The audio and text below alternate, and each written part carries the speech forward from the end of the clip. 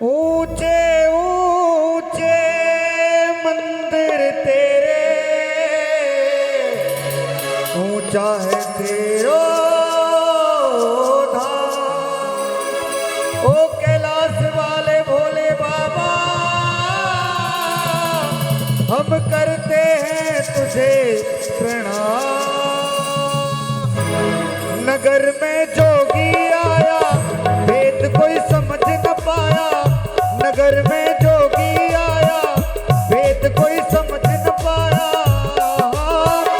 सबसे बड़ा है तेरा नाम, तेरा नाम भोलेनाथ, भोलेनाथ, भोलेनाथ, भोलेनाथ, भोलेनाथ, भोलेनाथ। नगर में जोगी आया, भेद कोई समझ न पाया। अजब है इसकी माया, भेद कोई समझ न पाया। सबसे बड़ा है तेरा नाम, तेरा नाम भोलेनाथ, भोलेनाथ, भोलेनाथ।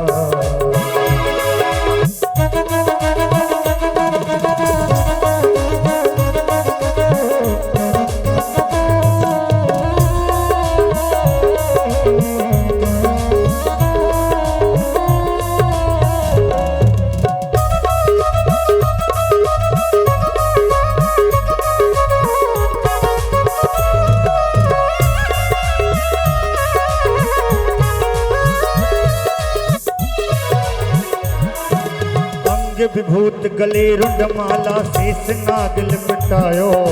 बाको तिलक भाल चंद्रमा, घर घर अलग जगायो।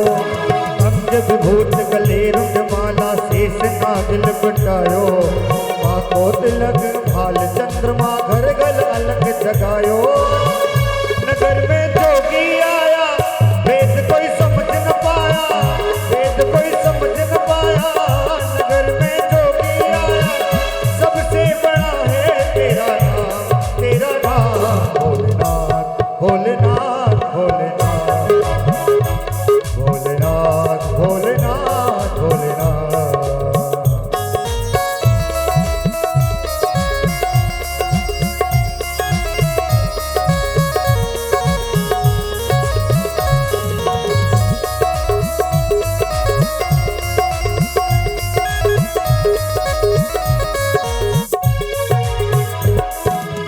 भिक्षा निकली नजराने, कंचन थाल जलायो।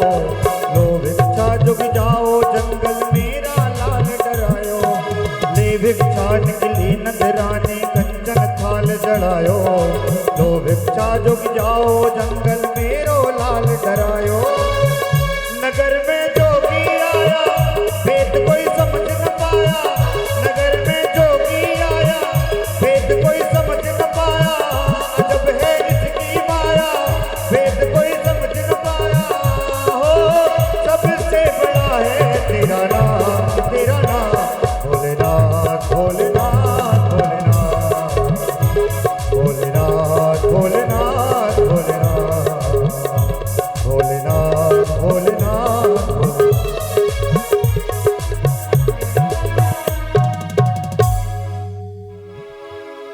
भगवान 5 वर्ष की अवस्था के हो गए, गाय चराने के लिए जाने लगे। एक दिन गाय चरा रहे थे, ग्वाल वाल जो हैं वह बहुत सा जो है कलेवा साथ पर ले जाते हैं। भगवान बीच में बैठ जाते हैं, चारों तरफ ग्वाल वाल बैठ जाते हैं और ग्वाल वाल बैठकर भगवान को जो है अपने हाथों से जो जो घर से लाते हैं वह भगवान को खिलाते रहते हैं। भगवान ग्रहण करते रहते हैं। भगवान सब ग्वाल वालों का जूठा खा लेते हैं। श्रीधामा छाछ ले जाता है, उसी के मटके से छाछ पी लेते हैं और उसी को छाछ पिला देते हैं। भगवान बीच में बैठ जाते हैं, सारे ग्वाल वाल आजू बाजू से प्रभु को जो ले जाते हैं वह सब ग्रहण कराते हैं। भगवान सबका जो है लेकर ग्रहण करते रहते हैं। इस प्रकार गाय वगैरह चराते हैं। एक दिन होता क्या है कि एक जो है वन पर गुफा के सामान दिखाई देती है। ये अघासुर था महाराज, ये अजगर का था, विशालकाय। इसने मुंह खोला हुआ था। ये पूतना और बकासुर का भाई था। ये जो है वह अजगर विशालकाय मुंह खोला हुआ है। ये कंस के कहने पर आता है, क्योंकि अब नंदगांव तो जा नहीं सकते, वहां जाएंगे तो पत्थर के हो जाएंगे। इसलिए जब भगवान गाय चराने जाते हैं वन पर, तो ये वहीं पर भगवान को जो है मारने के लिए जाते हैं। कंस भेजता है कि जाओ वध करके आओ यशोदा के पुत्र का।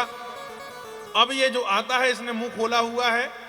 ग्वाल वालों ने सोचा कि वन पर इतने दिन से आ रहे हैं, गुफा हमें दिखाई नहीं दी थी, शायद लगता है इसे हमने देखा नहीं था, तो आज जो है इसी के मुख पर प्रवेश करके अर्थात गुफा के अंदर बैठकर जो है भोजन करेंगे।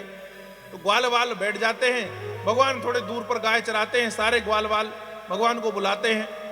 भगवान आ जाते हैं। भगवान समझ जाते हैं कि ये तो जो है अघासुर है, पर भगवान भी ग्वाल वालों के साथ अंदर प्रवेश कर जाते हैं। जब भगवान अंदर जाते हैं तो धीरे धीरे ये अपना मुंह जो है बंद कर लेता है। अब ग्वाल वालों की सांसें रुकने लगी। ये मुंह जैसे ही बंद करके अंदर खींचता है। भगवान ने अपना एक हाथ ऊपर उठाया और इसके गले पर ऊपर तरफ लगाते हैं और पैरों को और हाथों को आगे बढ़ाते हुए भगवान अपना शरीर बड़ा करने लगते हैं और इसका मुख जो है भगवान ने फाड़ डाला, इसका भी उद्धार कर दिया। बोलो जय श्री कृष्णा। अब जब जो है ग्वाल वालों के साथ उनका जूठा हुआ खाते हुए देखकर उनके साथ पर कीड़ा करते हुए, उनके साथ खेल वाल करते हुए ब्रह्मा जी को जो है वह मोह हो जाता है। ब्रह्मा जी ये समझते हैं, ब्रह्मा जी ने ये सोचा कि ये तो पूर्ण ब्रह्म परमात्मा है, परंतु यह पूर्ण ब्रह्म परमात्मा कैसा है जो ग्वाल वालों का जूठा खा रहा है, किसी का छाछ पी लेता है, किसी की मटकी से दही निकाल के खा लेता है, किसी की रोटी तोड़कर खा लेता है, किसी के चावल ले लेता है, तंदुर खा लेता है। ये ब्रह्म नहीं हो सकता। यदि ब्रह्म होगा तो इसे आजमाया जाए। तो आजमाने के हिसाब से, परीक्षा लेने के हिसाब से ब्रह्मा जी प्रकट होते हैं और जितने ग्वाल वाल गौएं जो हैं भगवान जी चराने ले जाते थे वह सब ब्रह्म लोक को ले जा लेते हैं। वह सब जो है ब्रह्म लोक को ले जा लेते हैं। भगवान श्री कृष्ण मुस्कुरा देते हैं। भगवान जान जाते हैं कि ब्रह्मा जो है परीक्षा ले रहे हैं, ब्रह्मा को मोह हो गया है। तो भगवान जो है आंख बंद करके स्मरण करके अपने हृदय से जितनी गौएं और बछड़े जो है ब्रह्मा जी ले गए उतनी ब्रज में प्रकट कर लेते हैं। और ब्रज में प्रकट करने के बाद पर जो है अपनी माया से ही और उन गौओं को, उन बछड़ों को जो है लेकर घर आ जाते हैं। घर पर बंधे हुए बछड़ों को भी आभास नहीं हो पाता कि ये वही गाय है या दूसरी है। जैसी क्रियाएं रोज चल रही थी वैसे ही चलती गई। ऐसा क्रम 6 महीने चला।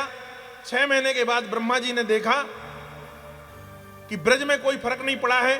तब ब्रह्मा जी जो है भगवान के पास आते हैं और भगवान के पास आने के बाद भगवान से क्षमा मांगते हैं। पैरों को पकड़कर प्रणाम किया कि हे प्रभु, मुझसे गलती हो गई, मैंने आपकी परीक्षा लेना चाहा, आप यथार्थ ब्रह्म है पर यह समझ नहीं पाया। ग्वाल वालों का जूठा हुआ खाते हुए देखकर मुझे ऐसा लगा कि आप सामान्य न रही है। भगवान ब्रह्मा को जो है प्रभु माफ कर देते हैं और जो गाय थी और बछड़े जो थे अंतर ध्यान होकर भगवान पर ही लीन हो जाते हैं। ब्रह्मा जिन्हें ले गया था उन्हें लौटा देता है, उन्हें लेकर भगवान आने लगते हैं। इसके बाद पर एक धैनुकासुर का राक्षस जो था उसे कंस ने पहुंचाया। ये धैनुकासुर जो है साहसिक नाम का बलि का पुत्र था। श्रापवश जो है वह यहां पर आकर धैनुकासुर बन जाता है। ये आया, ये भी जो है वृषभ के रूप में आया और आने के बाद पर गायों में शामिल हो जाता है। बाद में ग्वाल वालों को कष्ट देने लगता है। कष्ट जब देने लगता है तो भगवान इसका भी उद्धार कर देते हैं। उसके बाद पर भगवान जो है एक दिन ग्वाल वालों से कहते हैं कि चलो कंदुक कीड़ा की जाए, अर्थात गेंद खेला जाए।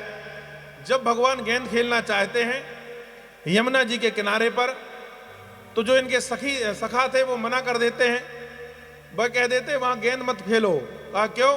कहा इस कुंड पर जो है हमारे माता पिता बतलाते हैं कि यहां पर एक सर्प रहता है और उस सर्प का नाम कालिया है।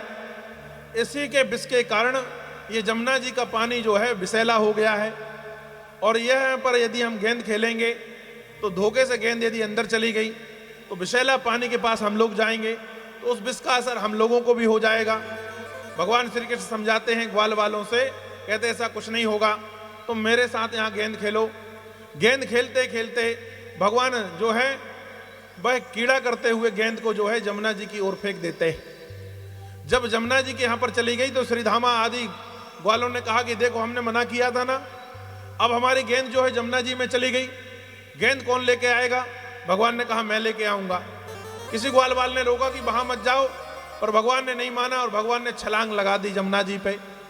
जमुना जी पे छलांग लगाई और सीधे जो है कालिया नांग जहां पर लेटा हुआ था वहां पर पहुंचे। कालिया नांग की जो है दोनों पत्नी थी और वह दोनों जो है जब देखती हैं कृष्ण को तो कृष्ण के स्वरूप को देखकर दोनों मोहित हो गईं और कहा कि तुम कौन हो बालक और तुम यहां कैसे आ गए, और तुम में अभी तक कालिया का जो विष है उसका असर नहीं हुआ है, तुम जल्दी से यहां से निकल जाओ।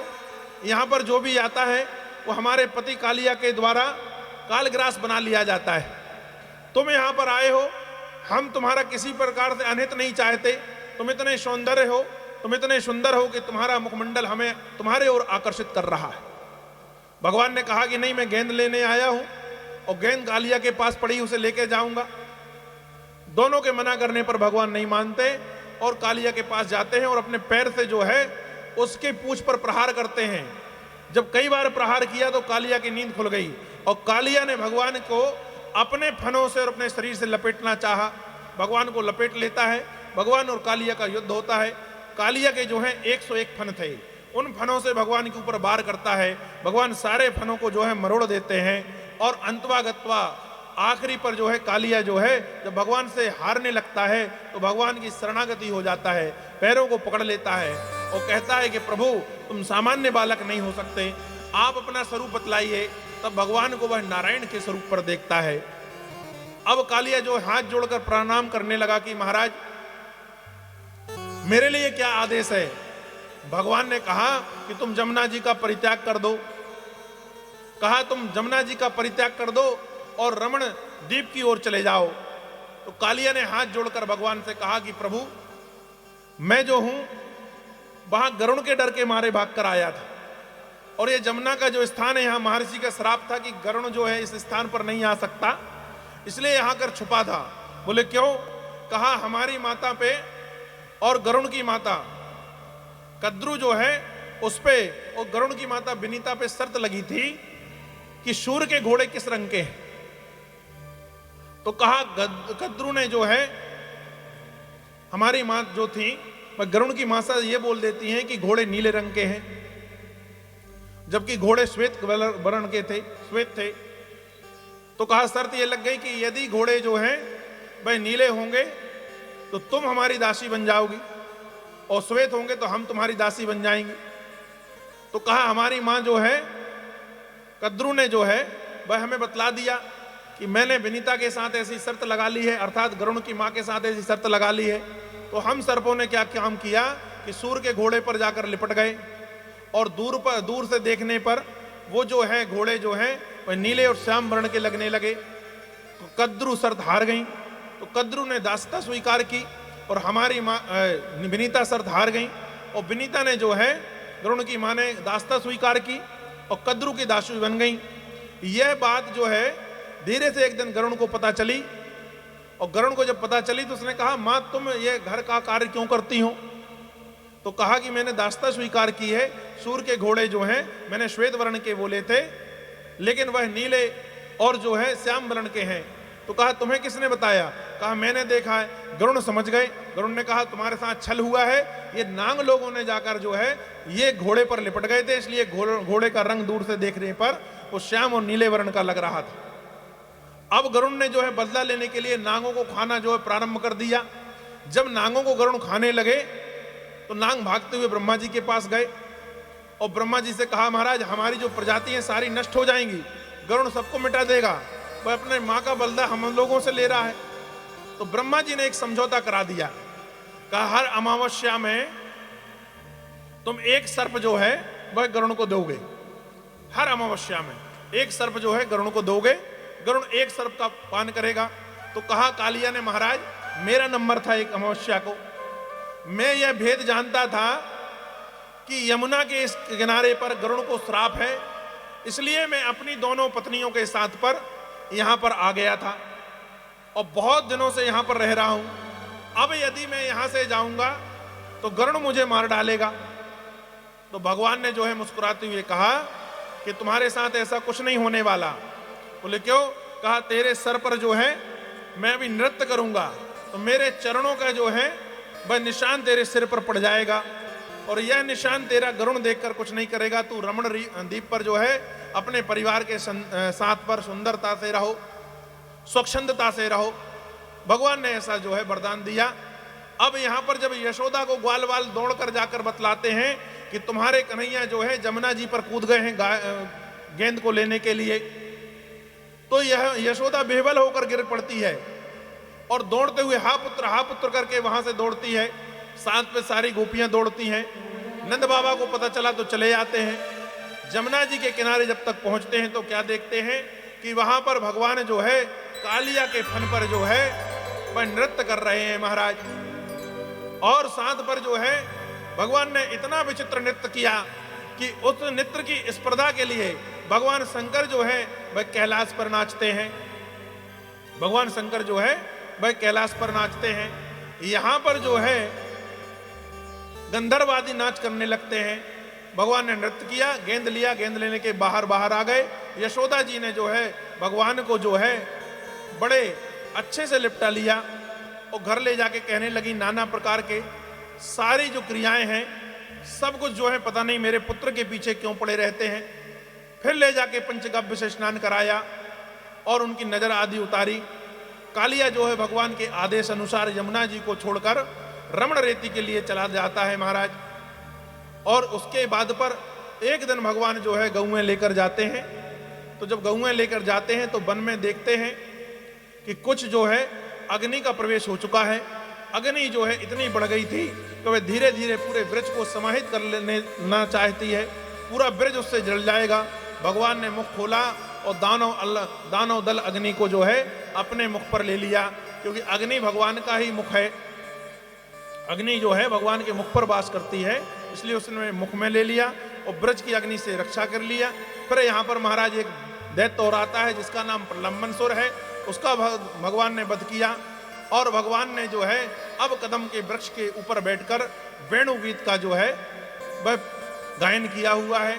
उसके बाद भगवान जी ने देखा कि जो है ब्रज की गोपियां हैं वह जमुना जी में स्नान करती हैं और अपने जो वस्त्रों को है वहीं वृक्षों पर टांग देती हैं। भगवान ने मन में विचार किया कि इन गोपियों को जो है समझाना पड़ेगा। यह मन पर विचार करने के बाद दूसरे दिन भोर पर जो है भगवान चले जाते हैं जमुना किनारे। और जमुना किनारे जब भगवान पहुंचते हैं, गोपियां प्रातः स्नान कर रही थीं, समय थोड़ा सा धुंधला था, गोपियां ध्यान नहीं दे पाई।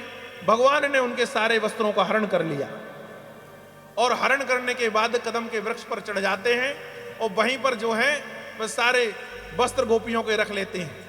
अब स्नान के बाद जब गोपियां देखती हैं कि हमारे वस्त्र कहाँ गए, तो भगवान जो है वृक्ष पर का जो वृक्ष था उस पर बैठे हुए कदम के वृक्ष पर सुंदर मधुर ध्वनि से वेणु का वादन करते हैं, वेणु बजाने लगे। सारी गोपियां जो है इतने इतने जल पर खड़ी हुई हैं और उन्होंने कहा कि हमारे वस्त्र को किसी और ने नहीं चुराया है, यह कृष्ण जो है वही हमारे वस्त्रों को लेकर चला गया है। तो गोपियां कहती हैं कि हमें हमारे वस्त्र जो है वह प्रदान कर दो। भगवान कहते हैं तुम्हारे वस्त्र नहीं दिए जाएंगे, तुम बिना वस्त्रों के बाहर आ जाओ। तो गोपियां कहती हैं कि देखिए प्रातः होने वाला है, सूर्य निकलने वाला है, सूर्य निकल जाएगा, हम बिना वस्त्र के बाहर आएंगे, किसी ने देख लिया तो लग जाएगी, हमारे वस्त्र हमें प्रदान कर दिए जाएं। भगवान ने कहा पहले वचन दो कि जल पर वरुण देव का जो वास होता है, इसलिए जल पर स्नान करते समय बिना वस्त्रों का स्नान नहीं करना चाहिए। तुम्हारे वस्त्र मैं तुम्हें प्रदान कर दूंगा, पर आज के बाद कभी बिना वस्त्र के स्नान तो नहीं करूंगी। गोपियों ने कहा कि बिल्कुल हम वचन देते हैं कन्हैया, आज के बाद जो है हम बिना वस्त्र के स्नान नहीं करेंगे। भगवान ने उनके वस्त्र उन्हें प्रदान कर दिए। प्रदान करने के बाद गायों को लेकर जो है वह वन पर गए, गाय को चरा रहे थे। श्री धामा ने कहा कि प्रभु आज बड़ी भूख लगी है मुझे और आज मैं कलेवा लेके घर से नहीं आया हूं और कुछ अच्छा खाने का मन है, तो बताओ कि मुझे तुम क्या खिलाओगे। और आज हम गायों को लेकर वन पर थोड़ा दूर आ गए हैं भगवान श्री कृष्ण ने श्रीधामा से कहा कि श्रीधामा थोड़ी दूर पर देखो, वहां कुछ ब्राह्मण जो है यज्ञ कर रहे हैं, उन ब्राह्मणों के पास जाओ और उनसे कहना श्री कृष्ण ने हमें भेजा है, कुछ ग्रहण करने लायक पदार्थ तुम्हें दे देंगे, वह तुम लेकर आ जाओ, वह सब हम मिलकर जो है उसका भोग लगाएंगे। श्रीधामा ग्वाल वालों के साथ पर वहां जाता है और वहां जाने के बाद पर उन ब्राह्मण यज्ञ के ब्राह्मणों से, यज्ञ करने वाले ब्राह्मणों से कुछ ग्रहण करने के लिए मांगता है कि बलदाऊ श्री कृष्ण वन पर हैं, गायों को देख रहे हैं, गायों को चरा रहे हैं, हम उन्हीं के साथ पर आए थे, महाराज हम लोग आज कलेवा लेकर नहीं आ पाए हैं, भूख जो है हमें सता रही है, हमें ग्रहण करने के लिए कुछ दे दो। यज्ञिक ब्राह्मणों ने कहा कि अभी हमने भगवान का भोग नहीं लगाया है, अभी भोज पदार्थ जो है अंदर ब्राह्मणियां तैयार कर रही हैं, जब वह बनकर आएगा यज्ञ में उसका भोग लग जाएगा तब हम आपको वह दे पाएंगे। अब तो उदास होकर वह ग्वाल वाले सब भगवान के पास लौट आते हैं। भगवान के पास लौटकर आकर कहते हैं कि प्रभु उन्होंने तो कुछ दिया ही नहीं। तो कहा एक काम करो, जहां भोजन बन रहा है वो ब्राह्मणियां जो भोजन बना रही हैं तुम उनके पास चले जाओ और उनके पास जाकर कहना है श्री कृष्ण बलदाऊ जी ने भोज पदार्थ मांगा है और भूख लगी हुई है, वह तुम्हें अवश्य देंगी। कहा क्यों? कहा पिता का हृदय कठोर हो सकता है और माता का हृदय कठोर नहीं होता। माता अपने पुत्र को कितना भी पीट ले, थोड़ी देर बाद उसे मना पता के भोजन जरूर ग्रहण करा देगी। तो कहा तुम जाओ, वो माताएं हैं उनसे मांगो। ग्वाल वाल गए और यज्ञिक ब्राह्मणों की जो पत्नियां जहां भोजन बना रही थी वहां पहुंचे और पहुंचने के बाद कहा कि माता कृष्ण और बलदाऊ दोनों गाय चराने आए हैं, हम भी उनके साथ पर आए हैं, कुछ भोज पदार्थों की आवश्यकता थी, हम लोगों को भूख लगी है, क्या आप दे दोगी? वह ब्राह्मणी बड़ी प्रसन्न हो जाती हैं। उनने कहा कृष्ण ने आप लोगों को पठाया है? बोले हाँ। कहा तुम्हें भोजन पदार्थ देंगे नहीं, हम स्वयं साथ में चलेंगे और अपने हाथों से जाकर प्रभु को भोजन कराएंगे। अहो भाग्य हमारे के नारायण ने हमसे भोज पदार्थ मांगा है। ऐसा कह के उन ब्राह्मणियों ने सुंदर सुंदर थालों पर अनेक प्रकार के जो है भोज पदार्थ सजाए और नाना प्रकार के पकी पकवान लेकर आए। भगवान श्री कृष्ण को, बलदाऊ जी को, सारे ग्वाल वालों को अपने हाथ से भोज पदार्थ ग्रहण करवाया, उनको भोजन करवाए। अब भगवान जो है वह भोजन करने के बाद पर घर को लौट आते हैं। जब घर को लौट कर आए तो यहां देखते हैं कि नंद बाबा कुछ विशेष प्रकार की तैयारी कर रहे हैं। नंद बाबा जो है वह बहुत विशेष प्रकार की तैयारी कर रहे हैं। तो कहा नंद बाबा ये तैयारी काहे की है? बाबा ये तैयारी क्यों है?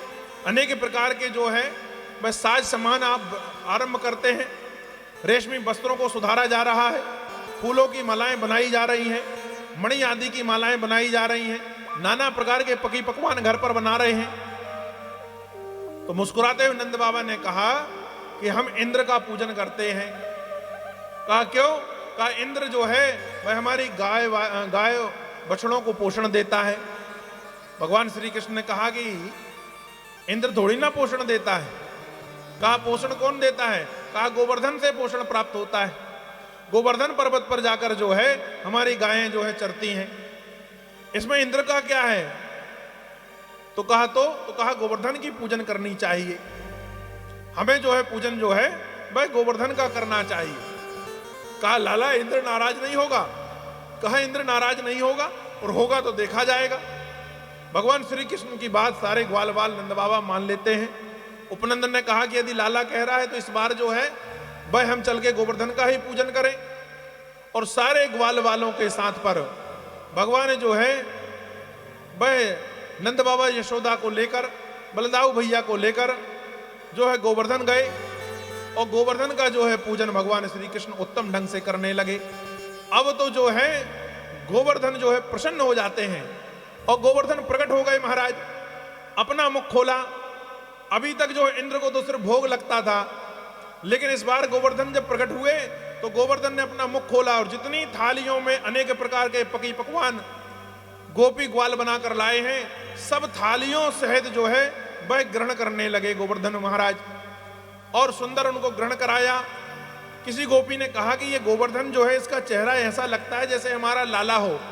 दूसरी गोपी ने कहा हमारा लाला तो हमारे साथ खड़ा है, हमारा लाला तो हमारे साथ खड़ा है, यह तो देवता है। और कहा देखो कृष्ण ने कितना अच्छा कराया, हम लोग इंद्र की पूजन करते थे, आज तक इंद्र सामने नहीं आया, ना इंद्र ने हमारे भोग पदार्थों को स्वीकार किया, ना इंद्र ने दर्शन दिया। लाला के कहने पर हम गोवर्धन की पूजन करने आए, गोवर्धन सामने ही प्रकट हो गए और हमारे सारे पकी पकवानों को स्वयं बड़े चाव से खा रहे हैं। इन्हें दूध और दही पिलाने का हमें जो है वह सामने सुंदर इनका दर्शन करते हुए गौरव प्राप्त हो रहा है कि हम इन्हें दूध और दही जो है अपने हाथों से पिला रहे हैं। इससे अच्छा भाग्य क्या हो सकता है। तो कोई गोपी जो है वहां पर गाना गाने लगती है। वह क्या कहती है, श्री गोवर्धन महाराजो, श्री गोवर्धन महाराजो, तेरे माथे मुकुट विराज रहो, श्री गोवर्धन महाराज महाराज, तेरे माथे मुकुट विराज रहो, श्री गोवर्धन महाराज महाराज, तेरे माथे मुकुट विराज रहो, तेरे माथे मुकुट विराज रहो, तेरे माथे मुकुट विराज रहो, तेरे माथे मुकुट विराज रहो, तेरे माथे मुकुट विराज रहो, श्री गोवर्धन महाराज महाराज, तेरे माथे मुकुट विराज रहो।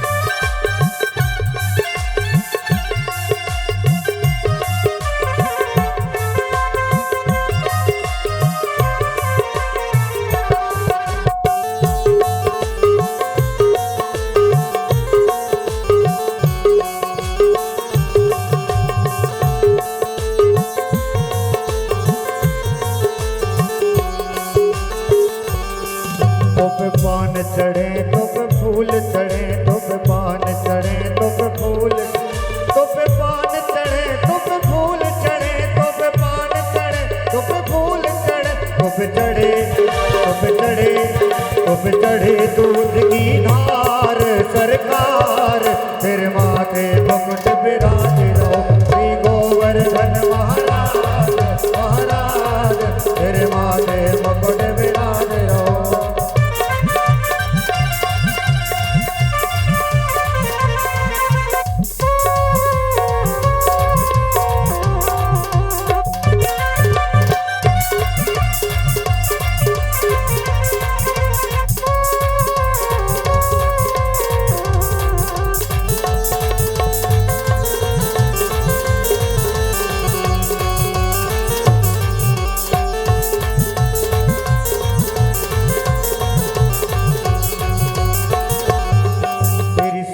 कोस की परिक्रमा, तेरी सात कोस की परिक्रमा, तेरी सात कोस की परिक्रमा, तेरी सात कोस की परिक्रमा, और जकले श्री जकले श्री जकले सर्वेश्वराम सरकार, तेरे माथे मुकुट विराज रहो, श्री गोवर्धन महाराज महाराज, तेरे माथे मुकुट विराज रहो।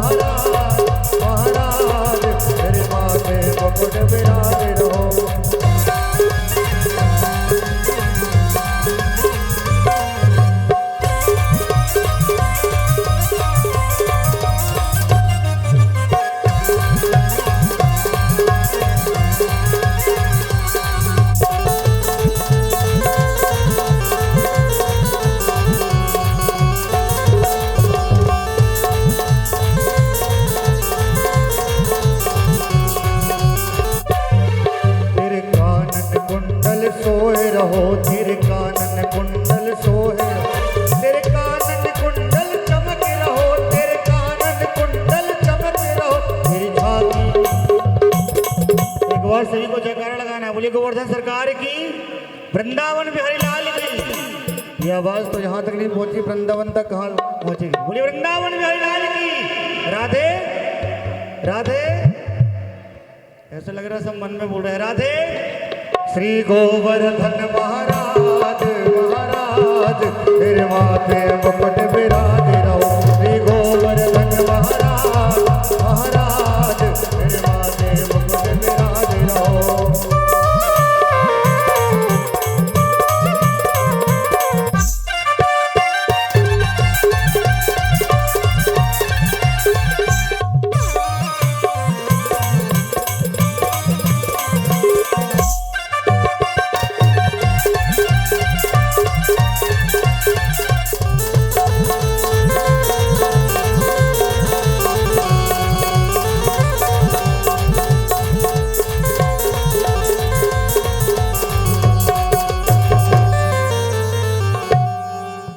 वृंदावन बिहारी लाल की, गोवर्धन महाराज की। अब गोवर्धन पूजन हुआ महाराज। देखिए भैया, कथा आती है कि ब्रज जब जाओ तो ब्रज में सर्वप्रथम जाते हुए ब्रज रज को प्रणाम करो। कहा क्यों? कहा उस रज पर परमात्मा जो है नंगे पैर दौड़ा है, उस ब्रज पर परमात्मा नंगे पैर दौड़ा है। तो ब्रज जब जाओ तो सबसे पहले उतरते ही उस रज को प्रणाम करो, ब्रज रज को। कहा फिर दूसरा यथार्थ में वहां क्या है? कहा गोवर्धन महाराज आज भी स्थापित है, तो गोवर्धन का दर्शन करो।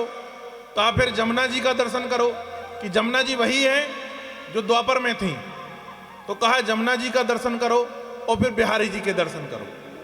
कहा बिहारी जी भी वही हैं। तो बिहारी जी के बारे में जो कहा जाता है वह ये कथा आती है कि बिहारी जी जो हैं बड़ा चमत्कार करते हैं। आज से नहीं, पहले से ही बिहारी जी ने बहुत चमत्कार किया है। कहा कैसे? कहा एक बार जो है एक जगह कथा हो रही थी, कोई महंत आए थे वृंदावन से, वह कथा कह रहे थे, बिहारी जी के बारे में बतलाए। तो वहां पर एक गाय चराने वाला हल्कू नाम का यादव बैठा था। तो उसने मन पे सोचा कि जब बिहारी जी इतने चमत्कारी हैं तो ऐसा हो कि चलो वृंदावन ही चला जाए। तो महंत जी के पैर पकड़ लेता है और महंत जी के पैर पकड़कर कहता है कि हमें वृंदावन ले चलो। तो कहा तुम चल के क्या करोगे? कहा जो भी काम दे दोगे हम वह करने लगेंगे। तो हल्कू है वह वृंदावन गया, महंत जी के पैर पकड़ लिए, कहा महाराज मैं वृंदावन चलूंगा और वृंदावन जो है मुझे कोई भी सेवा दे देना। महंत जी के जब बहुत अनुनय विनय किया तो महंत जी उसे वृंदावन साथ में ले गए। कहा चलो। यादव था, बिना पढ़ा लिखा था महाराज, और काम बहुत अच्छा करते। तो गाय चराने का काम उसे दे दिया गया, गाय चराने का काम दे दिया गया। वन में जाए, बढ़िया गाय चराए, शाम को आकर दोहनी करे, गायों को लगा दे, खाए पिए सो जाए। जब वह सुबह गाय लेके 6 बजे निकल जाए तो महंत जी ने एक विशेष आदमी रखा हुआ था कि सुनो, इसको जो है रोटियां पहुंचा दिया करो, कलेवा पहुंचा दिया करो, दोपहर पर भोजन पहुंचा दिया करो, तुम ये व्यवस्था करो। तो वह यादव का एक काम था, वो गाय लेने जब जाए तो सुबह स्नान करने के बाद बिहारी जी के सामने जाए, प्रणाम करे कि बिहारी जी मैं गाय लेके जा रहा हूं। जब शाम को आए तो बिहारी जी को प्रणाम करे कि बिहारी जी मैं गाय लेके आ गया। तो अंदर भक्ति इतनी ज्यादा थी उस यादव पर कि वह जब बिहारी जी को देखे तो ऐसा लगे बिहारी जी जैसे साक्षात बैठे हैं। उसके मन पर भाव यही था कि बिहारी जी सामने बैठे हैं और बिहारी जी को मैं प्रणाम कर रहा हूं। जन्माष्टमी का दिन आया। जन्माष्टमी में पूरा आश्रम जो है वह कार्य में लगा हुआ था, भगवान का जन्म होना था, जन्म उत्सव मनाना था। शाम को तो कोई फूल सजा रहा है, कोई लड़ियां सजा रहा है, कोई पत्ते सजा रहा है, कोई कुछ कर रहा है। तो उस दिन जो है उसे ना कलेवा पहुंचाया गया, ना उसे भोजन दोपहर का पहुंचाया गया। शाम होने के दिन आई, अभी रुक जाओ केशव जी, बाद में करा देंगे। शाम होने को आई, शाम जब होने को आई तो दिन भर का वह भूखा हुआ व्यक्ति, तो ठाकुर जी ने अनुपम कृपा की और बिहारी जी खुद अपने रेशमी दुपट्टा जो ऊपर डला रहता है उसमें रोटियां लेकर उस यादव के पास पहुंच गए। और वहां पर पहुंचे और पहुंचने के बाद में रोटियां खोली और कहा, बाबा तुमने सुबह से कुछ खाया नहीं है, खा लो। अब तो वो यादव पैरों से लिपट गया और कहा, बिहारी मेरे कारण तुझे इतना कष्ट हुआ है, तू मंदिर से छोड़कर यहां पर आया है। अरे कहा, तुम दिन भर से भूखे हो इसलिए मुझे तुम्हारे पास आना पड़ा। तो कहा, ठीक है, इन रोटियों को तो मैं बाद में खाऊंगा, आज महंत को देखता हूं। तो शाम को भोला भाला व्यक्ति था महाराज, तो बढ़िया जो लठ लेके जाता था वही लठ लेके महंत के पास पहुंचा और जो उसे रोज रोटियां ले जाकर देता था उसे 2 लठ चिपकाए पहले। वो भी महंत के पास पहुंचा, कहा, महाराज इसने मुझे मार दिया। महंत ने पूछा, क्यों मारा? अरे कहा, इससे इसलिए मारा कि आज मेरा ये भोजन लेके नहीं आ पाया। तो कहा, बैठ। कहा, भोजन लेके नहीं आ पाया तो तुमने इसे क्यों मारा? आज शाम को ग्रहण कर लेते। कहा, मैं शाम को भी ग्रहण कर लेता और कल भी ग्रहण कर लेता तो चल जाता, लेकिन ये नहीं आया तो बिहारी जी को कष्ट हुआ, बिहारी जी मेरे पास रोटियां लेकर आए। तो महंत ने कहा, बिहारी जी? बोले, हाँ बिहारी जी लेकर आए। तो कहा, बिहारी जी तुम्हारे पास रोटियां लेकर आए? बोले, हाँ। बोले, तो कुछ प्रमाण है? बोले, प्रमाण है। बोले, क्या? कहा, ये उपवस्त्र देखिए बिहारी जी का। तो जो अंगोछा बिहारी जी के ऊपर डला था वह अंगोछा महंत जी ने देखा और फिर बिहारी जी के मंदिर गए और मंदिर जाकर देखा तो वही अंगोछा, जैसा दुपट्टा ऊपर डला था उसकी धोती नीचे पहने हुए थे बिहारी जी, पर दुपट्टा गायब था। तो महंत ने सबसे पहले बिहारी जी को प्रणाम किया और फिर उस यादव को प्रणाम किया कि तेरी भक्ति बड़ी सच्ची है, परमात्मा स्वयं तुझे जाकर आज रोटियां देने गया। अब उसका कार्य क्षेत्र बदल दिया। कहा, यादव कल से तुम गाय चराने नहीं जाओगे। तो यादव ने हाथ जोड़कर कहा कि प्रभु मैं गाय चराने नहीं जाऊंगा तो क्या करूंगा? कहा, आज के बाद तुम बिहारी जी के यहां पर द्वारपाल, बिहारी जी के मंदिर पर जो है वह तुम रहोगे। तो वो यादव बिहारी जी के मंदिर में रहने लगा महाराज। अब वह तो भगवान की भक्ति में इतना लीन था कि साक्षात बिहारी जी पर परमात्मा देखता था। तो कुंज वन पर, निधि वन पर आज भी कीड़ाएं होती हैं भगवान की। तो कीड़ा करने के लिए जब बरसाना से राधा रानी आई और बिहारी जी यहां से निकले और चले गए, सुबह बिहारी जी को आने में विलंब हो गया। बिहारी जी जब लौट कर आए तो प्रातः के जो है 3:30 बज रहे थे। बिहारी जी अपने मंदिर पर, राधा रानी अपने मंदिर पर। तो राधा रानी जब बिहारी जी को छोड़कर बरसाना जाने लगी तो उनकी एक पैर की पायल गिर गई। इसने उठाकर जो है अपने पास रख ली। अब 4 बजे पूरे वृंदावन में आपने देखा होगा तो सारे मंदिरों पर सुबह मंगला आरती 4 बजे होती। 4 बजे मंगला आरती का समय हुआ, पंडित लोग ढोल नगाड़े लेकर आ गए। तो ये यादव बाबा जो है हाथ में लठ लेकर अड़ गए, कहे अभी यहां पर ढोल नगाड़े कोई नहीं बजाएगा, यहां आरती नहीं होगी। पंडितों ने कहा कि पगला गए हो क्या? कहा हाँ। बोले क्यों? कहा अभी अभी कान्हा आया है, अभी अभी बिहारी आया है 3:30 बजे, थोड़ी देर उसको सोने दो, आराम कर लेने दो, उसके बाद आरती होगी। तो सारे पंडित गए, महंत जी के पास पहुंचे। कहा महंत, किस पागल को आपने द्वारपाल बना दिया है? वह बिहारी जी के पूजन नहीं करने दे रहा, वह बिहारी जी के पास जाने नहीं दे रहा। महंत ने कहा रुको रुको भाई। महंत समझ गए पिछले बार इसको ठाकुर जी के दर्शन हुए थे और प्रमाण के रूप में इसने मुझे अंग वस्त्र दिया था, हो ना हो कोई कारण होगा। कहा रुको रुको मैं समझाता हूं, मेरे पास बुलाओ। महंत के पास यादव जी को बुलाया गया। जब यादव महंत जी के पास आए तो महंत जी के पास आकर बोलने लगे। कहा क्या बात है, आज मंगला आरती क्यों नहीं करने दे रहे? तो महंत जी को प्रणाम करके यादव ने कहा कि प्रभु ऐसा है, 3:30 बजे तो ठाकुर आया है और 4 बजे ये लोग जगाने लगे, ठाकुर को आराम ही नहीं मिल पाएगा। तो कहा तुम्हारे पास कोई प्रमाण है? कहा बिल्कुल है।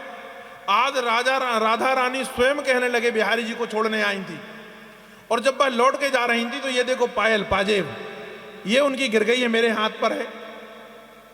तो महंत जी ने साथ में यादव जी को लिया, 2-4 अपने जो है और संतों को लिया और बरसाना गए।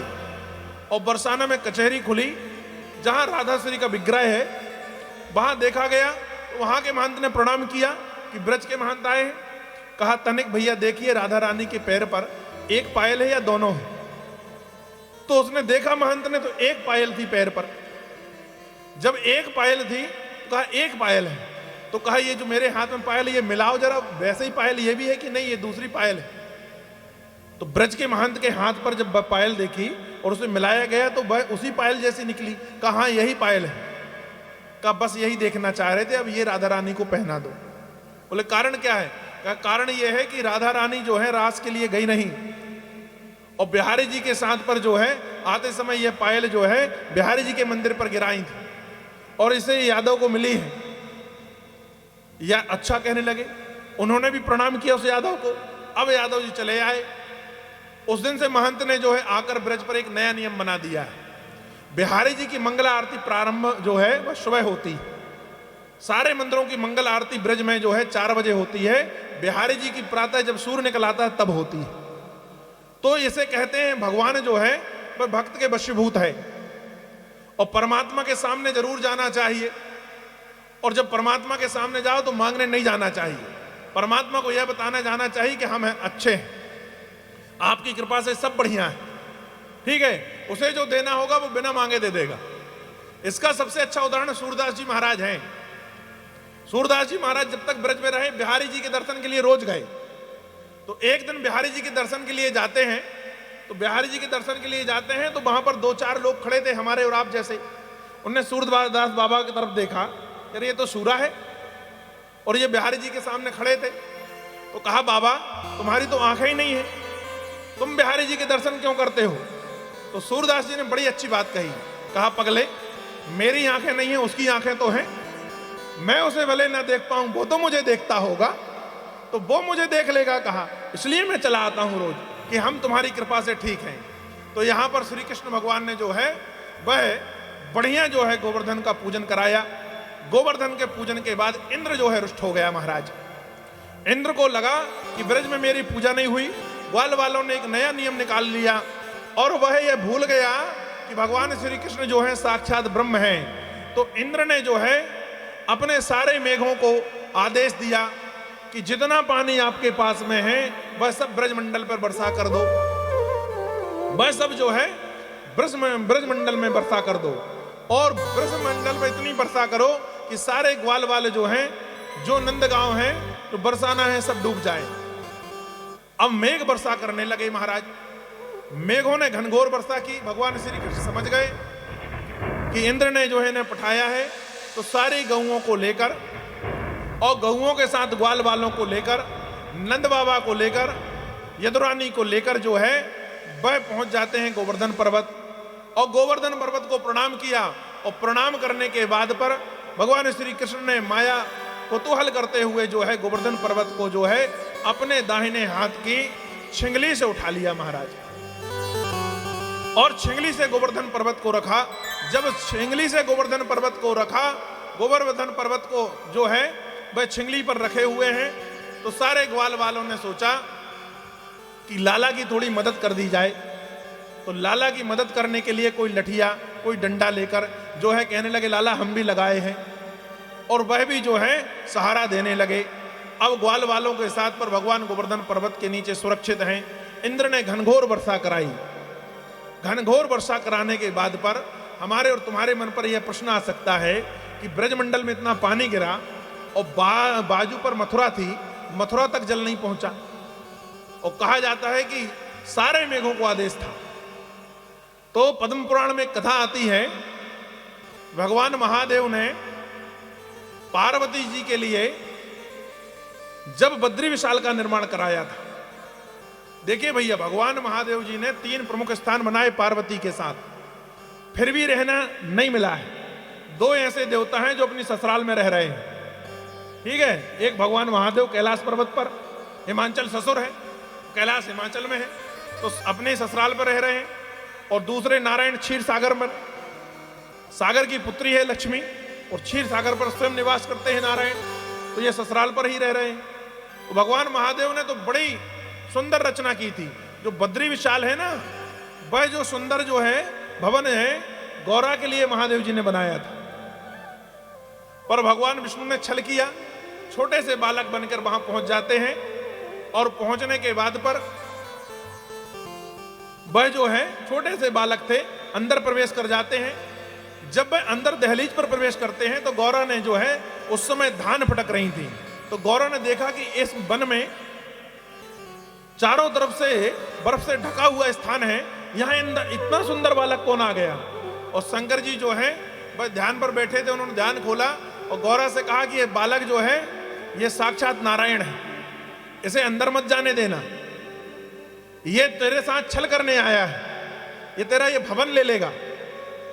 तो गौरा ने कहा कि प्रभु, नारायण यदि बालक रूप में मेरी गोद पर खेलने आया है और ये मेरी गोद पर बैठ जाए तो ऐसे कई भवन जो इसको दिए जा सकते हैं। और नारायण जो है खेलते हुए गोद पर बैठ जाते हैं, गौरा के छोटे से बालक के स्वरूप पर हैं।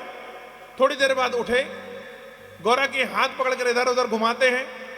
थोड़ी देर के बाद अंदर चले जाते हैं और अंदर जाने के बाद में दरवाजा को बंद कर देते हैं, पटों को बंद कर देते हैं। तो 6 महीने नहीं खोला महाराज, इसलिए बद्री विशाल के जो पट हैं वो 6 महीने बंद रहते हैं। गौरा बाहर खड़ी रही। शंकर जी ने कहा अब हो गई व्यवस्था, अब चलें। तो फिर लौट कर कैलाश आए।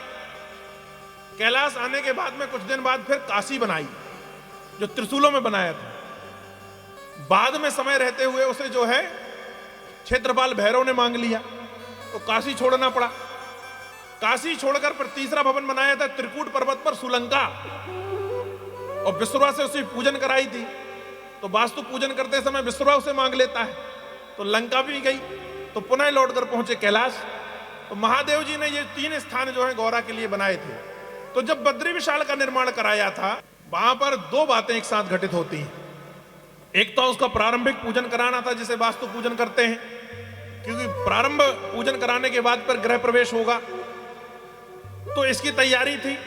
दूसरी, जब तक देवताओं ने भगवती गौरा को अन्नपूर्णा की उपाधि दे दी थी, तो थोड़ा सा जो है भगवती गौरा के मन पर यह आ गया था कि मेरे जैसा भोजन कोई नहीं बना सकता, मैं जिसे भोजन करा दूं वह तृप्त हो जाता है। यह बात जो है कुंभी ऋषि और अगस्त ऋषि एक ही व्यक्ति को कहा जाता है, ध्यान रखिए। इसलिए शास्त्रों में कई जगह कुंभी नाम आता है, कई जगह जो है अगस्त नाम आता है, तो समझ जाएं कि एक ही व्यक्ति है।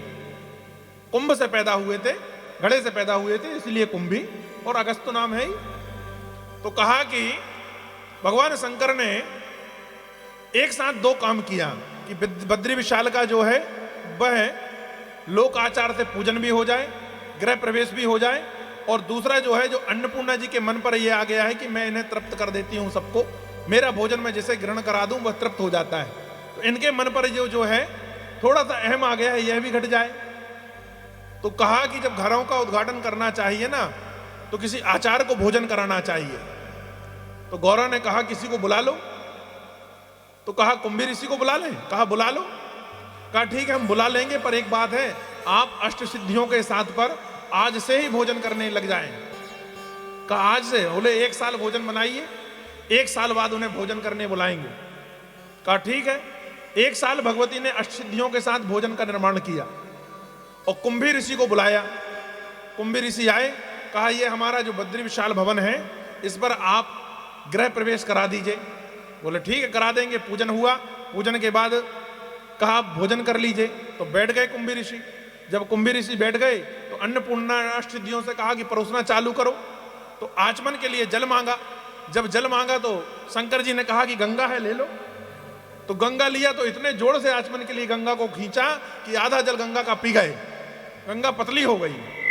तो शंकर जी ने सोचा कि वाह भले आचमन किया है, कहीं पीने के लिए जल मांगा होता तो गंगा जो है खत्म ही हो जाती महाराज। उसके बाद भोजन करने बैठे। जब भोजन करने बैठे तो भगवती आदि शक्ति जगदम्बा अन्नपूर्णा गौरा मैया ने 1 साल में जितना पकवान बनाया था कुंभी ऋषि वह सब खा गए, वह सब ग्रहण कर गए। अब ग्रहण करने के बाद पर भगवती गौरा बना रही है 8 प्रकार की सिद्धियां जो हैं वह लाने ले जाने का काम कर रही हैं। और यहां पर कुंभी ऋषि उठ ही नहीं रहे, खाते जा रहे हैं। गौरा थक गई। शंकर जी ने देखा गौरा परेशान हो गई, पसीना में लथपथ हो गई। कहा गौरा और बल बचा है बनाने के लिए, ताकत बची है? कहा प्रभु नहीं बची है। तो कहा मैं जाके कह दूं कि प्रभु बस करिए। कहा कह दीजिए। कहा महाराज एक ठो पंडित आपने बुलाया, पता नहीं कैसा ब्राह्मण बुलाया है जो खाते जा रहा है। कहा ब्राह्मण ऐसे ही होते हैं, इसलिए जो है इन्हें सोच समझ के खिलाना चाहिए। क्यों भैया? तो कहा ब्राह्मण ऐसे ही होते हैं। इसलिए कहा भी गया है कि शूर प्रसन्नम प्राणायाम, प्रणाम कर लो, सूर्य प्रसन्न हो जाएगा, है ना। शिव प्रसन्नम जलम, शिव को प्रसन्न करना है, जल चढ़ा दो। ब्राह्मण प्रसन्नम मधुरमाम, आप ब्राह्मण को कुछ नहीं करो, सिर्फ अच्छी अच्छी मिठाई खिला दो, ब्राह्मण प्रसन्न हो जाएगा। मीठा से खाने से ब्राह्मण संतुष्ट हो जाता है, तो कहा कि ब्राह्मण प्रसन्न हो जाता है मिठाई से। तो ग्रहण कराया, शंकर जी बाहर आए, कहा महाराज बस हो गया, अब अन्नपूर्णा जी थक गई हैं, आप कुछ आधार हुआ। तो कुंभी ऋषि ने पेट में हाथ फेरते हुए कहा कि नाश्ता सा हो गया है। तो अन्नपूर्णा ने कहा कि जब नाश्ता ऐसा हुआ है तो ये कितना खाता महाराज? कहा जल। अब शंकर जी ने विचार किया कि यदि अभी मैं जल दे देता हूं, अभी जल दे देता हूं तो गंगा की पूरी धार पी जाएगा। तो कहा महाराज ये सतयुग है, त्रेता बीच में निकलेगा, जब द्वापर आएगा और मेघ बारिश करेंगे गोवर्धन पर, तो तुम चले जाना, हाथों को ऐसे लगा देना और हाथों को ऐसे लगाकर पूरा जल तुम ग्रहण कर जाना। तो कहा ठीक है महाराज। वही कुंभी ऋषि यहां पर आते हैं और गोवर्धन पर्वत पर घनघोर वर्षा हो रही है, इंद्र सारा मेघों को आदेश दिया है कि घोर वर्षा करो। कुंभी ऋषि ने पूरे ब्रजमंडल पर अपने हाथों को लगा लिया है और जितना पानी गिर रहा है वह सब वह सोखते जा रहे हैं, वह सब पीते जा रहे हैं। इंद्रों का मेघों का पानी समाप्त हो गया। मेघों ने कहा महाराज हमारे पास जल नहीं बचा है। इंद्र को बड़ा क्षुब्ध हुआ। इंद्र समझ गए कि यह जो है साक्षात नारायण की क्रिया है, और कुंभी ऋषि को भी डकार आ गई पानी पीने के बाद, और चले गए कुंभी ऋषि। अब इंद्र जो है भगवान के पास आया, पानी उमचने के बाद ग्वाल बाल बाहर निकले। भगवान ने अपना हाथ अलग किया, जैसे यथावत पहले गोवर्धन पर्वत थे वैसे जो है वह बिठाल देते हैं। बाहर आए भगवान। जब बाहर आए तो किसी गोपी ने पूछा भगवान से कि तुमने जो है ये गोवर्धन पर्वत कैसे उठा लिया? भगवान ने मुस्कुराते हुए कहा कुछ माखन को बल भयो कछु ग्वालन करी सहाय, और राधा जू की कृपा से मैंने गोवर्धन लियो उठाए। ये भगवान के वचन थे। भगवान आए, इंद्र को बड़ा क्षोभ हुआ। इंद्र आके भगवान के चरणों पर लेट गया। कहा महाराज मैंने बड़ी मूर्खता की, मुझसे बड़ा अपराध हो गया है, आपकी माया से वशीभूत होकर मैं आपके स्वरूप को ना जान सका, मुझे क्षमा कर दीजिए। भगवान इंद्र को जो है वह क्षमा दान दे देते हैं। अब एक दिन जमुना जी पर जो है वह नंद बाबा स्नान करने जाते हैं। जल में स्नान करने का नियम भी है कि रात्रि के मध्यांतर के बाद पर जब तक भोर ना हो जाए, मतलब भोर मतलब सुबह के 4 ना बज जाएं, जल में प्रवेश नहीं करना चाहिए। कहा जल देवता उससे उतने समय जो हैं वह आराम कर रहे होते हैं। जल में वरुण का वास होता है। कुछ जो है समय को न जानते हुए नंद बाबा जो है वह बीच पर ही चले जाते हैं। जब बीच पर चले जाते हैं तो वरुण इनको अपने लोक ले जा लेते हैं। नींद जो है उनकी भंग हुई तो वरुण अपने लोक ले जा लेते हैं। अब यहाँ भगवान श्री कृष्ण को पता चलता है, कृष्ण जो है वह वरुण लोक जाकर नंद बाबा को छुड़ा लाते हैं। उसके बाद पर सारी गोपियां जो हैं भगवान से रास करना चाहती हैं और भगवान के साथ में आलिंगन करना चाहते हैं। अब गोपियों के मन पर इस प्रकार इच्छा हुई कि भगवान हमारे साथ रास करें। जब गोपियों का ऐसा मन हुआ कि रास करें तो उन्होंने क्या किया कि आदिशक्ति जगदम्बा का जो है व्रत लिया। आदिशक्ति जगदम्बा गौरा की पूजा की है। गौरा प्रसन्न हुई। गौरा ने गोपियों से कहा कि तुम क्या चाहती हो? कहा प्रभु श्री कृष्ण के साथ रास चाहते हैं। कहा प्रभु श्री कृष्ण के साथ रास चाहते हैं। यहां भागवत में बड़ा सुंदर वर्णन आता है कि ये जो गोपियां थीं ये अनेकों जन्म में दिए हुए वरदान के स्वरूप जितने भी यमलात्मा ब्रह्म ऋषि तपोनिष्ठ संत थे ये गोपी बनकर आए। कहा जब ब्रह्मा ने भगवान के स्वरूप का वर्णन किया तो नेति नेति कह के वेदों की ऋचाएं सामने प्रकट हो जाती हैं महाराज। कहा जो परमात्मा इतना सुंदर है हम उसका आलिंगन करना चाहते हैं, उसे पाना चाहते हैं, तो वेदों की ऋचाओं को ब्रह्मा ने आशीर्वाद दिया। कहा तुम जाओ और जब द्वापर में भगवान श्री कृष्ण आएंगे तो तुम सब गोपी बन जाना। कहा जब तुम सब गोपी बन जाओगे तो भगवान के साथ रास रचा लेना। कहा ठीक है। ये वेदों की ऋचाओं को वरदान था ब्रह्मा का। जब कश्यप रूप धारण करके मंदराचल को पीठ पर रखकर भगवान नारायण जो है कश्यप स्वरूप में समुद्र में प्रवेश करते हैं तो समुद्र में रहने वाले जो जीव जंतु थे वह सब जो है उनकी स्त्रियां और पुत्री भगवान के कश्यप स्वरूप पर मोहित हो जाती हैं। तो भगवान ने उनको भी आशीर्वाद दिया था कि तुम सब जो है आकर गोपियां बनना और गोपियां बनकर तुम सब मेरे साथ रास रचा लेना। जब धन्वंतरी जी औषधियों को छोड़कर आकाश में जो है स्वर्ग जाने लगे अमृत का कलश लेकर, तो औषधियां बेहबल हो उठी। कहा तुम हमें छोड़कर कहां जा रहे हो प्रभु?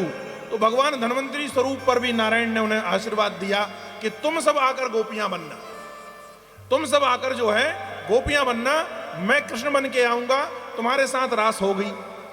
और कहा जाता है जब राम जो है बनकर जनकपुरी गए, तो जनकपुरी पर जितनी सखियां थी वह सब भगवान के इस स्वरूप को देखकर मोहित हो गईं। तो मन राम ने जो है वह वरदान दिया था, इस जन्म में मैं मर्यादा पुरुषोत्तम हूं, अगले जन्म में जब कृष्ण बन के आऊंगा तो तुम सब गोपियां बनकर आ जाना।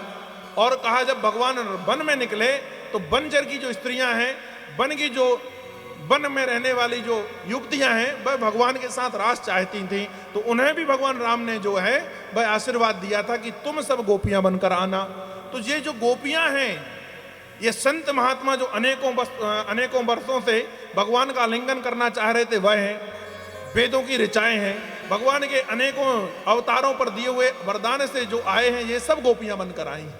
यही गोपियां यहाँ पर आकर गौरा से जो है प्रार्थना करती हैं कि हम जो है भगवान का रास देखना चाहते हैं, और भगवान का रास जो है वह देखने के लिए उद्यत होती हैं। अब भगवान जी ने भी शरद पूर्णिमा के दिन का समय रखा इन गोपियों की सारी मनसा जो है वह पूरे करने के लिए। भगवान जो है वह वेणु वादन करते हैं, और जब वेणु का वादन हुआ, गोपियां जो हैं वह शुद्ध बुद्ध भूल गईं। शुद्ध बुद्ध भूलने के बाद वहां से निकलती हैं तो पता चला कोई अपने पति को भोजन परोस रही थी, वह भोजन छोड़कर आ गई। कोई जो है चूल्हे में आग लगा रही थी, वह उसी स्थिति में छोड़कर आ गई। कोई गाय को दोह रही थी, वो गाय का बर्तन वहीं फेंक कर गाय को जो बछड़ा छोड़कर आ गई। ऐसे गोपियां जो जिस काम कर रही थी वैसे ही चल के जो है वन पर आ जाती हैं। अब भगवान के पास जब ये गोपियां पहुंचती हैं तो पता चला किसी के साड़ी का दुपट्टा ही नहीं है, कोई एक वस्त्र पर ही आ गई है, किसी ने मुख में जो है किसी के लाली आदि फैली हुई है, किसी का काजल फैला हुआ है, किसी ने मांग भरा है, किसी ने नहीं भरा है, किसी का दुपट्टा नीचे खिसक गया है। तो भगवान बड़े मुस्कुरा देते हैं और भगवान योग माया से कहते हैं कि इनको सबको ठीक कर दो, यथावत जैसा रहना चाहिए वैसा हो जाए। योग माया को आदेश दिया।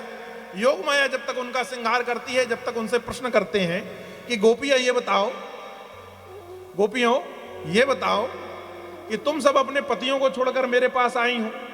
शास्त्र में कहा गया है कि पति रहते हुए दूसरे के पास नहीं जाया जाता, तो तुम हमारे पास कैसे आ गई?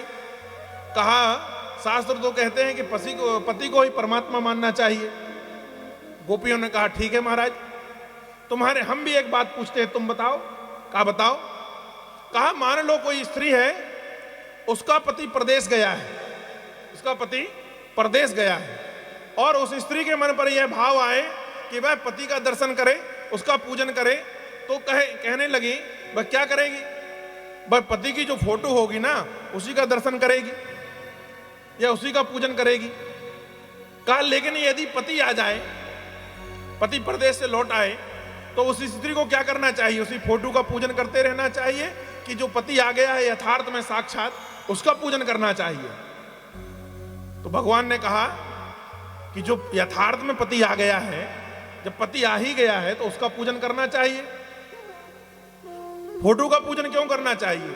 तो कहा कि यही समझना चाहिए कि हम लोग जो हैं, हमारे जो ग्वाल वाल हैं, वह सब जो हैं वह जीव हैं, और हम सब तो आत्मा स्वरूप हैं, और आत्मा का यथार्थ पति परमेश्वर होता है, इसलिए पति परमेश्वर कहलाता है। तो जो साक्षात नारायण हमारे सामने हैं, तो हम हमारे पतियों के पास जाएं या नारायण का सहवास करें, नारायण के पास आए। भगवान मुस्कुरा दिए, कहा तुम लोग तो बहुत अच्छी बात कर लेती हो। अब गोपियों ने अपने आप को देखा, अब नारायण दया करके फिर उनके बीच पर आ जाते हैं, और नारायण ने इतना स्वरूप बनाया है कि हर गोपी को लग रहा है कि कृष्ण उसके साथ पर है, हर गोपी को लग रहा है कृष्ण उसके साथ पर है। अब रास प्रारंभ होने वाला ही था, तो सारे इस रास को देखने के लिए जितने दिव्य संत थे, महंत थे, वह पहुंचे। राजर्षि ब्रह्म ऋषि पहुंचे, नारद आदि सनकादिक पहुंचे, देवता देवंगनाएं अपने अपने विमान पर पहुंचे। यहां गौरा मैया भी जो है तैयार हो रही है कि रास में चलना है। महादेव बब्बा ने कहा कि तुम कहां जा रही हो? कहा ब्रज पर रास हो रही है, और रास जो है नारायण साक्षात कर रहे हैं, कृष्ण जो है रास कर रहे हैं, मैं उनके रास को देखने जा रही हूं। तो कहा तुम रास को देखने चलोगे, मैं भी चलूं? कहा रास में पुरुषों का प्रवेश नहीं है, पुरुष दूर से ही देखेंगे, रास जो है वहां पर स्त्रियां जाएंगी। तो गौरा से भगवान शंकर ने कहा कि एक काम करो, मुझे जो है श्रृंगार कर दो स्त्री का, और मुझे साथ में ले चलो, मैं भी रास देखना चाहता हूं। कहा महाराज स्त्री 5-5.5 फुट की, तुम 6.5-7 फुट के, अलग नहीं दिखोगे, फिर ऊपर से तुम्हारी दाढ़ी मूछ। तो कहा घूंघट लंबा मार दूंगा, घूंघट लंबा डाल दूंगा। तो कहा ठीक है, लंबा घूंघट उड़ा के चलो, कुछ गड़बड़ नहीं करना। कहा नहीं करेंगे। गौरा के साथ महादेव रास में आते हैं, स्त्री का स्वरूप धारण करके आते हैं और लंबा घूंघट लेके आते हैं। जब घूंघट देखा तो भगवान श्री कृष्ण समझ गए कि गौरा अकेली नहीं आई है, इनके साथ महादेव आए हैं। तो गौरा के पास जाके कहते हैं, गौरा ये किसको लेकर आई हूं साथ में? तो कहा ये दूर की मेरी रिश्तेदार है, ये भी मैं आकर रास देखना चाह रही थी। तो भगवान कहते हैं इसने क्यों ढांका है? कहा लज्जित हो रही है, लज्जित होने के कारण नई नवेली है, इसलिए कहा घूंघट लिया हुआ है। भगवान ने कहा, कृष्ण ने, कि मैं पहले इसका ही मुख देखना चाहता हूं। अब शंकर जी पीछे हटते, कृष्ण आगे बढ़ते हैं, शंकर जी पीछे हटते जाते हैं। भगवान ने चीर पकड़कर खींच लिया, शंकर जी का चीर जो है उस सामने से पीछे चला गया। वह स्थान जो है महादेव ने दोनों हाथों से मुख को ऐसा ढाका। कृष्ण ने कहा कि प्रभु यह क्या लीला है, आप तो स्वयं कहने लगे साक्षात ब्रह्म हो। भगवान ने कहा कि मैं तुम्हें दर्शन करना चाह रहा था, तुम्हें देखना आना चाह रहा था, तुम्हारे रास का दर्शन करना चाह रहा था, इसलिए मैंने गोपी का स्वरूप धारण कर लिया। वह स्थान आप ब्रज में जाओ तो गोपेश्वर महादेव कहलाते हैं। बोलिए गोपेश्वर महादेव के जय। इसके बाद भगवान ने जो है रास रचाई, सारी गोपियों को भगवान ने तृप्त किया है। रास प्रारंभ हुआ, रास प्रारंभ के बाद पर सारी गोपियों को जो है वह भगवान ने वहां तृप्त किया है। और तृप्त करने के बाद प्रातः योगेश्वर श्री कृष्ण अपने स्वरूप पर आए हैं। आज भगवान को जो है वह ब्रज मंडल पर रहने देते हैं, गोपियों के साथ पर, यशोदानंद बाबा के साथ पर रहने देते हैं। कल की कथा पर ब्रज से भगवान जो है मथुरा के लिए जाएंगे। आप सभी तिनसीवासी भी इस बात का ध्यान रखें कि आज भगवान यहीं निवास कर रहे हैं, इसलिए अपने अपने घरों पर सुंदर एक एक दीपक रखें और जो भी हो सके माखन मिश्री का भोग जरूर लगाएं, क्योंकि ब्रह्म जब चंचल होकर आता है तो कृष्ण बन जाता है। ब्रह्म का चंचल स्वरूप ही कृष्ण है और कृष्ण बड़े चंचल हैं, तो पता नहीं आप किसके यहाँ पर कृपा करें, किसके यहाँ के स्वरूप में चले जाएं, इसलिए उनका स्वागत बड़े अच्छे से करिए। आज भगवान श्री कृष्ण तिनसी पर निवास करेंगे, कल यहाँ से मथुरा जाएंगे। आइए 2 बार भगवान का सुंदर स्मरण, उसके बाद हम और आप सभी लोग जो हैं आरती में शामिल होंगे। रास रचो है, रास रचो है, यमुना किनारे कान्हा रास रचो है, रास रचो है, रास रचो है, यमुना किनारे कान्हा।